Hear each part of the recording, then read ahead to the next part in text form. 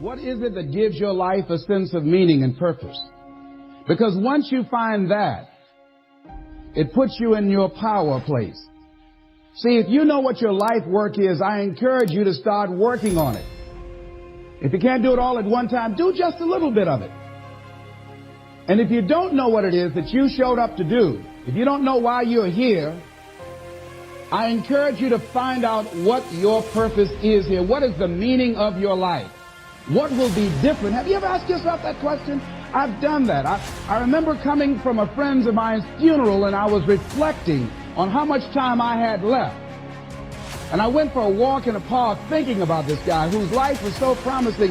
And I mean, he wasn't an old guy. He was quite young, in fact. And I thought about all of the things that he said he was going to do, and he never got a chance to do those things.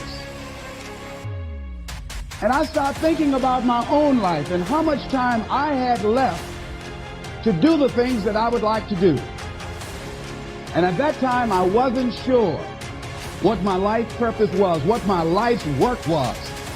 I wasn't sure about it at that time. And I thought about it quite a lot. I had some idea, but I wasn't convinced, and I don't think I felt worthy. I didn't believe that it could be me to do this kind of work that I'm doing right now. And I say to you that if you begin to take a conscious effort to find out what it is that you're supposed to do, I say that it can literally save your life. I said that it can literally save your life. 80s is all they deserve. This is all they've ever seen. It's been passed on to them. And they think that this is it for them. Oh, no. I was looking what Dr. Blanton, Smiley Blanton, who is a colleague of Dr. Norman Vincent Peale, what he said about fear. He said, fear is the most subtle and destructive of all human diseases. Ladies and gentlemen, fear kills dreams. Fear kills hope. Fear puts people in the hospital. Fear can age you. Fear, ladies and gentlemen, can hold you back from doing something that you know within yourself that you're capable of doing, but it will paralyze you. And it seems like you're in a hypnotic spell. And I ask you a question, what is the benefit?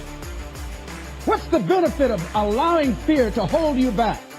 What's the benefit of giving up on yourself, of not stepping out on life and taking life on? What is the benefit for you? What's the plus in that? It's one of the things I had to ask myself. So I didn't want to make any mistakes. I wanted everybody to like me. I wanted to be perfect the first time I did something. It's not going to happen. You're going to make some mistakes. You're going to hurt some folks' feelings. You're going to create some enemies whenever you decide that you want to begin to take life on. You've got to ask yourself, how long am I going to allow this to hold me back? I like what Zig Ziglar says. He said, fear is false evidence appearing real. That is an illusion that we create in our mind. It is a state of mind that can be changed. So let's look at how we can begin to take some steps to restructure that fear, to begin to expand our visions of ourselves, to begin to increase our self-esteem. Webster said that self-esteem means confidence and satisfaction in oneself. Look at your life right now. Whatever you've done up to this point in time, your life is working. Whatever you have produced, it came out of you as a result of the kind of person that you have become. It's a result of your choices. It's a result of your consciousness. Now you have to ask yourself, are you satisfied with what you have produced? Is this what you want? Would you like for things to be better than this? Do you believe that you deserve better than this? Or are you content? This is it. You don't have to do anything else. That you already resign yourself in life and say, well, I'm happy. I'm not starving like the people in Calcutta. Are you allowing yourself to get off the hook like that? Or do you believe somewhere in the back of your mind or in your heart that there's some other great work for you to do? There's something else that life has for you. And that's why you're here. How do we handle this fear factor? How do we increase our self-esteem? You have to begin to fortify yourself. How do we do that? I believe that you have to begin to consciously Monitor your inner conversation and start talking to yourself. Start building yourself up. Sometimes the only good things you will hear about you are the things that you say to you. So I'm saying learn to be your own booster. Start building yourself up. Start encouraging yourself. Start saying, I can do this. I can make this happen. When I started thinking about becoming a speaker, I said, yes, I can do this. I can make this happen. When I start trying to convince myself I can be a businessman after flopping and failing and losing thousands of dollars and feeling stupid and dumb and having people take advantage of me because of what I didn't know, I had to talk to myself because people were saying to me that I was dumb. And somewhere in the back of my mind, I was saying, you're right. Look at what I've done. I had to say, no, Les. Hey, come on, man. Get your stuff together.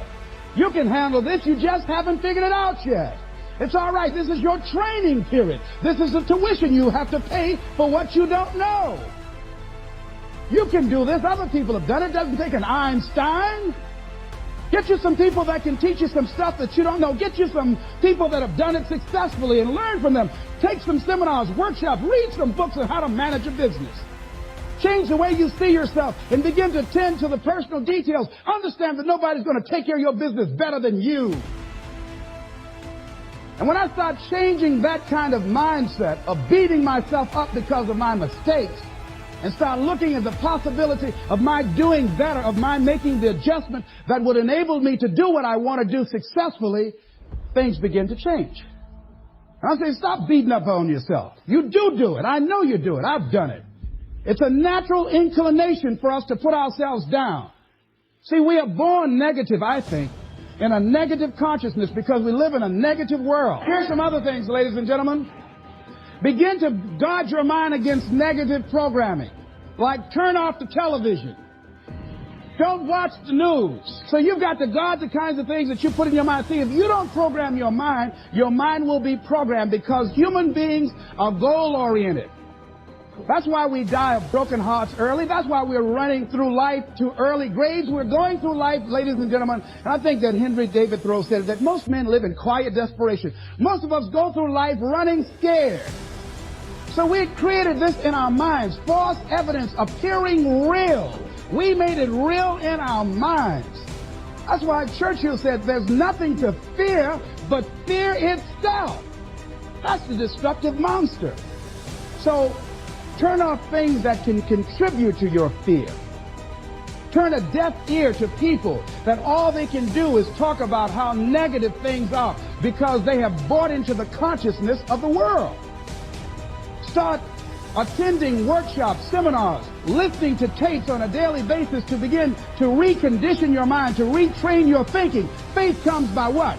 Hearing and hearing and hearing. Listen to things that can empower you, that can enable you to create a new reality for yourself, and a new life for yourself. You might appear to be strange around most people. You know, most people think you're strange if you're happy today. See, these people have not found their purpose in life. That's why they're grumpy. That's why they're miserable. That's why they're so negative. They're hurting and they want to hurt other people. So start practicing using programs for your mind. Seminars, books, workshops. Keep a journal. Record your thoughts. What's happening with you? Every day when you get up, have a journal near you. See, ladies and gentlemen, we get 3 to 4 thoughts a year that if we would act on those thoughts, they could change our life. What idea are you sitting on? Write your ideas down.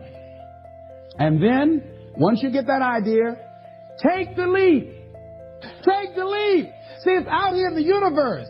If you don't take the plunge, I guarantee you, somebody else will. Take the plunge.